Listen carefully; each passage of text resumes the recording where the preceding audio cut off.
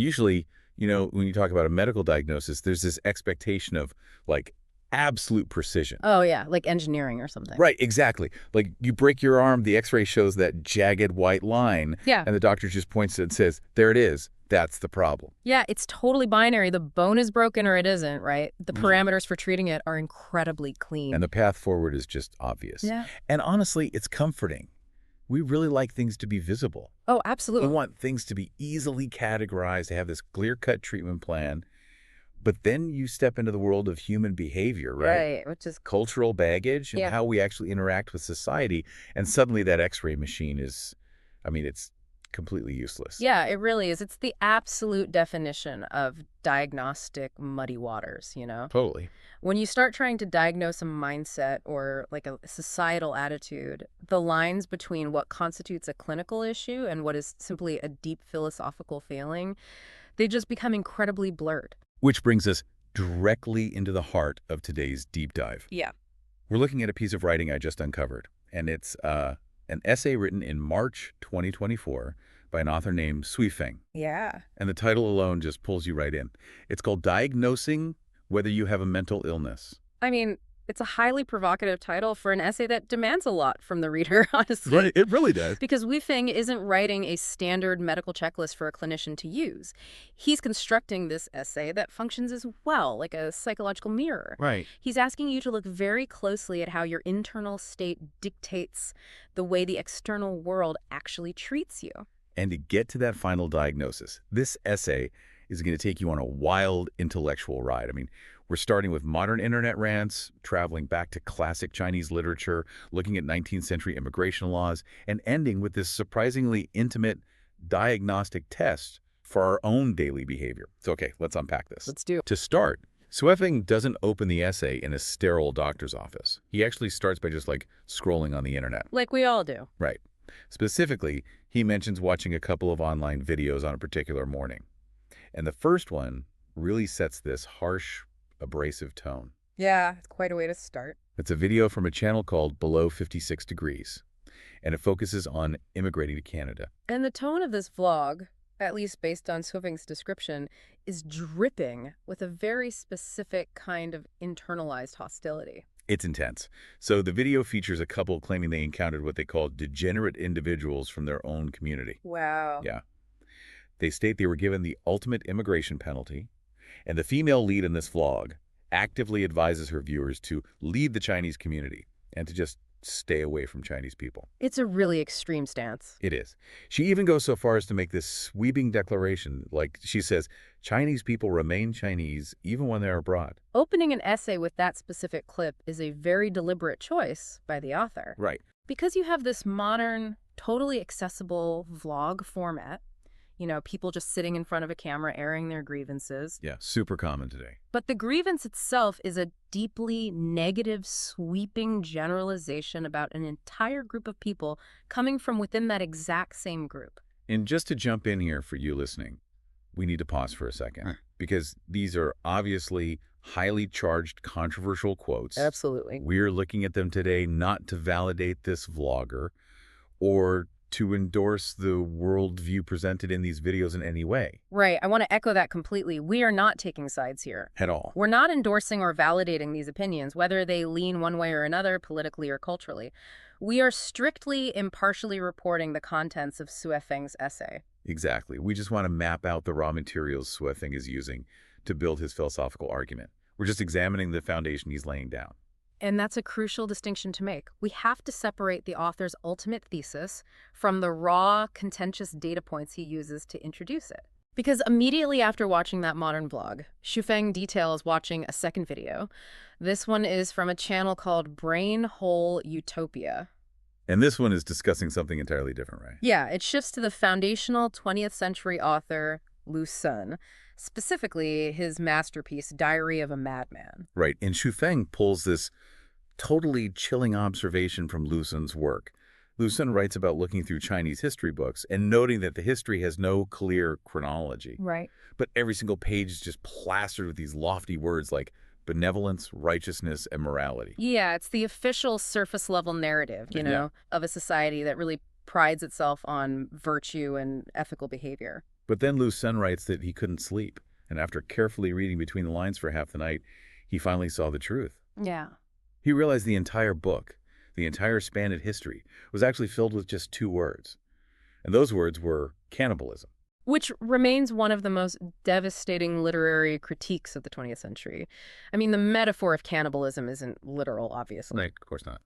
Lucon is describing a societal mechanism. He's suggesting that beneath that beautiful veneer of societal morality, there exists this brutal, destructive system. Like rigid conformity. Exactly. Rigid conformity and hierarchical pressure that effectively consume the individuals within it. The culture eats its own to maintain the illusion of order. So why would Su Feng do this? Like, why would he place a modern vlog complaining about an immigrant community right next to a profound, dark quote from one of the most famous pieces of 20th century Chinese literature? What's fascinating here is that Su Feng is establishing a baseline of intense cultural critique. Okay. He's showing that these harsh judgments about a culture, they exist both in fleeting modern internet commentary like a random vlog and in deeply respected historical literature. He's saying, look, this heavy criticism surrounds us everywhere. Right. But that cultural anxiety doesn't just stay confined to literature and YouTube comments, does it? No, it doesn't. Su Feng shows how it eventually bleeds into actual codified legislation. He moves from cultural critique to literal macro-level historical exclusion. Yeah, the laws of nations, which operate on a scale that completely overshadows any individual action. Right. So first he brings up the 1882 United States Congress Chinese Exclusion Act. Right, a massive piece of legislation. Yeah, and the essay details how this act strictly prohibited Chinese people from entering the U.S. It deported those without proper documentation, and crucially, mandated that no place was allowed to grant U.S. citizenship to Chinese people. I mean, it wasn't just a border policy, it was a systemic erasing of existence. Yeah. It was a nation officially declaring a specific group of people legally incompatible with their society. And then he points to Canada, noting the 1923 Canadian-Chinese Immigration Act. Right. Su Feng describes this as essentially Canada's version of the Exclusion Act, designed to completely prevent entry.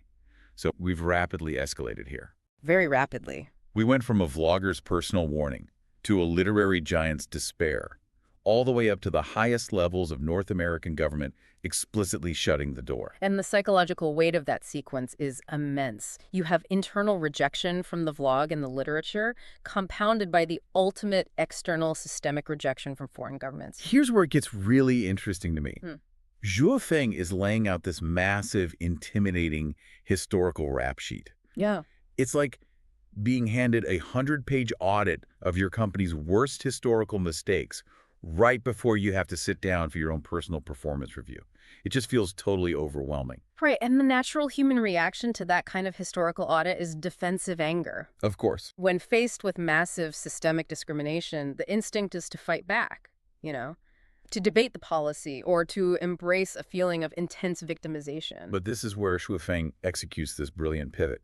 He explicitly writes, I am not discussing the right or wrong of these views, I am just thinking. He says, regardless of whether the criticism and condemnation of others are correct, self-reflection is always beneficial. It's a masterclass in shifting perspective, really. Yeah. Think about the mechanics of what he's doing here. It's like the difference between the local weather and the global climate. Oh, I got it. You cannot change the global climate of 1882 legislation or the prevailing atmosphere of modern internet outrage.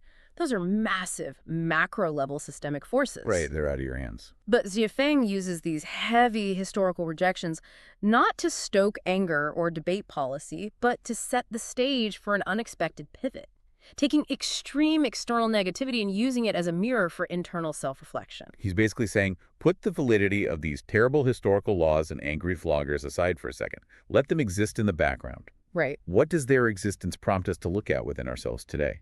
To demonstrate exactly how that works, Su Feng completely shifts the narrative scale. We drop from the macro history of 1882 Congress right down into a tiny enclosed space 3 years ago. Yeah, we go from the sweeping halls of legislative power to a 5x5 metal box. Exactly. We're suddenly standing in an elevator at the Kamloops Royal Inland Hospital in Canada.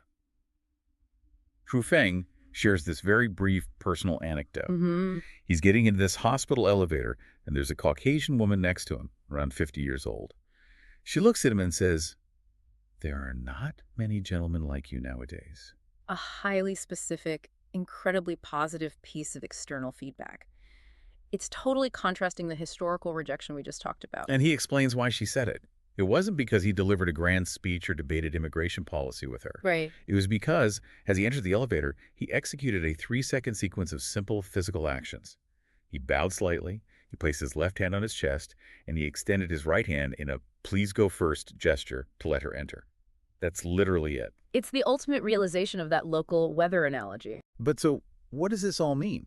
We just went from 19th century international exclusion laws to a 3-second polite gesture in an elevator. How do those two things belong in the same essay? If we connect this to the bigger picture, it explains the author's core philosophy perfectly. Okay. You cannot control 1882 legislation. You cannot control what YouTubers say today, but you have absolute unyielding control over your immediate physical conduct. Right. Schwifeng is suggesting that individual grace and personal dignity are the immediate antidotes to broad systemic discrimination. In the micro world of that elevator, his deliberate, polite action completely overrode any potential prejudice in that exact moment. He commanded respect simply by offering it first. Exactly. He didn't demand to be seen as an equal based on historical fairness. He just behaved with undeniable grace, and the environment instantly reacted to that behavior. Which brings us to the climax of the essay, where the title finally comes into play. Yes, the diagnosis. Right. Schwifeng translates this entire philosophy into a diagnostic checklist for his readers. He wants you to see if you are harboring the traits that lead to discrimination. He outlines 5 specific symptoms. He's looking deep into the behavioral loops that isolate us from society. Let's break down this diagnostic list because the underlying psychology here is intense. Yeah, he really is. Symptom number 1, judging others based on hearsay and internet comments, being suspicious of everything, and trusting no one. That's a state of chronic paranoia. And the mechanism there is that suspicion breeds suspicion. If you walk into a room assuming everyone is out to get you. People pick up on that. Right. Your defensive body language and closed-off demeanor will actually cause people to avoid you, which then, of course, confirms your initial paranoia. It's a total self-fulfilling prophecy. Exactly. Then we hit symptom number 2, apathy toward public affairs, acting only for personal gain, only considering your own feelings, and ignoring the pain of others. And this is a devastating behavioral loop. If you treat the world purely transactionally, the world will eventually treat you the exact same way. Yeah. If you show absolute apathy toward your community, the community senses that isolation. You become marginalized. And often, people in that state call it discrimination, when in reality, society is just reflecting your own apathy back at you. And then symptom number 3 builds on that isolation. Yeah. Always complaining and condemning others, never looking inward for the cause, and living in a constant state of anxiety and resentment. The perpetual victim mentality, it's an exhausting trait that actively repels people. But then we hit symptom number 4. And honestly, I have to step in here and challenge the author's framing. Oh, yeah. Because after listing these toxic personality traits, apathy, complaining item number 4 is having medically recognized conditions such as delusional disorder, depression, schizophrenia, and so on. Yeah, it's a huge leap.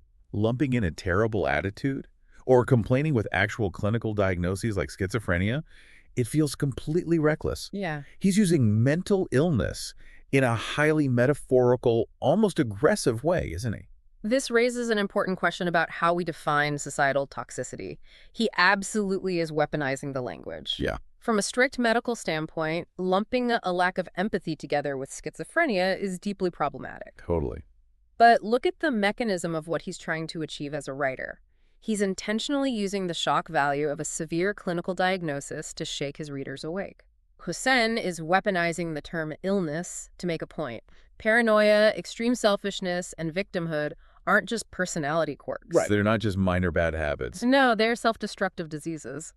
The author is arguing that if you carry this toxic internal state, external discrimination isn't just possible, it is an inevitable reaction from the world around you. Which sets up his 5th and final symptom perfectly. It's really just a stark warning. He writes that if you have one of these, you need to be careful. If you have many of them, it's a severe illness needing treatment. And being discriminated against by others is, quote, inevitable. That word inevitable places a massive burden of responsibility on the reader. It's a brutal realization, honestly. Yeah. He's essentially saying that while historical racism and unjust laws are very real, On an individual day-to-day level, if you walk through the world projecting suspicion and selfishness, the world is going to reject you, Right. and you won't be able to blame that rejection on 19th century legislation. The external discrimination becomes an inevitable reaction to your own toxic internal state. It's the exact opposite of the YouTube vlog we started with, where the couple blamed their entire community. Xue Feng is demanding that you look at your own checklist It first. brings everything full circle back to that hospital in Kamloops. It really does. That Caucasian woman didn't judge him based on the 1923 Immigration Act, and she didn't judge him based on internet stereotypes.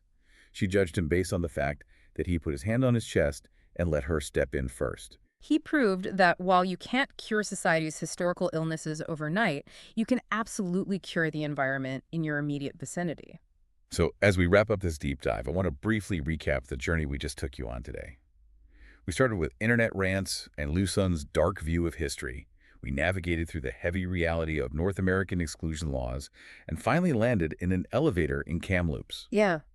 learning that the first line of defense against a hostile world is our own behavior and self-reflection. I want you to think about your own microclimate. When faced with a barrage of negative information or societal anxiety, how much time do you spend complaining versus reflecting on your own daily actions? It's the fundamental difference between letting a broken world dictate your mood and letting your deliberate actions dictate your immediate environment. Which brings us to a final thought for you to mull over as you go about your day. We talked about the historical cannibalism Liu Sun saw and the sweeping discrimination of those old immigration laws. If that massive historical toxicity is ultimately fueled by the everyday toxic behaviors Xue Feng listed, like relying on hearsay and acting selfishly, what if the ultimate cure for massive historical grievances isn't just passing new laws? What if the ultimate cure simply starts by changing how we treat the stranger waiting for the elevator with us tomorrow? Think about that the next time the doors open.